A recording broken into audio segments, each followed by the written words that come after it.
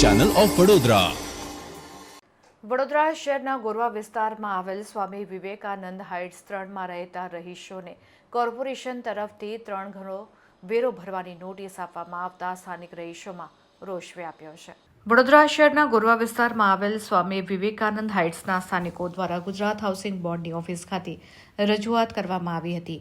મકાનનો 3 ગણો વેરો ભરવાની રહીશોને નોટિસ આપવામાં આવતા જ રહીશો હાઉસિંગ બોર્ડની ઓફિસે રજૂઆત કરવા માટે પહોંચ્યા હતા।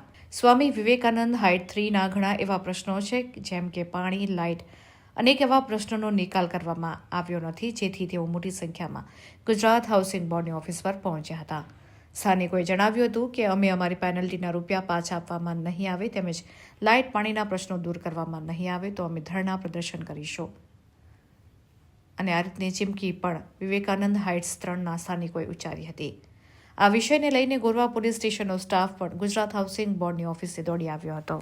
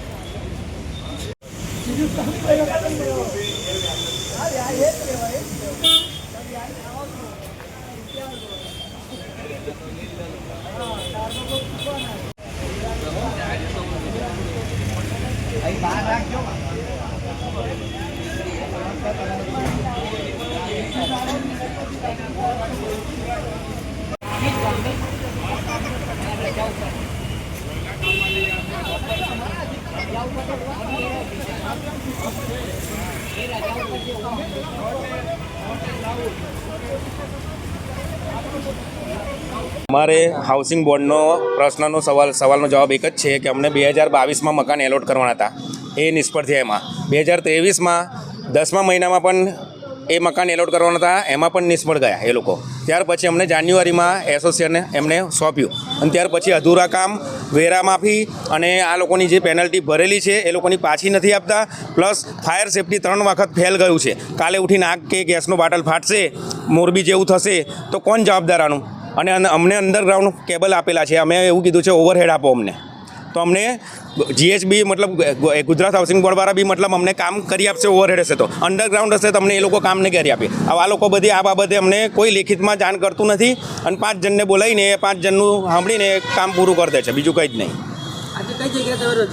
હા, અહીંયા આગળ ગુજરાત હાઉસિંગ બોર્ડની ઓફિસે સ્વામી વિવેકાનંદ હાઇટ 3માંથી હું સ્વામી વિવેકાનંદ 3માં રહીએ છીએ। હાઉસિંગ બોર્ડે મકાન ફાળવેલા છે। હવે હાઉસિંગ બોર્ડ મકાન અમને 2022માં અલોટ કરવાનું હતું, પણ એ લોકો એ ટાઈમે નિષ્ફળ રહ્યા।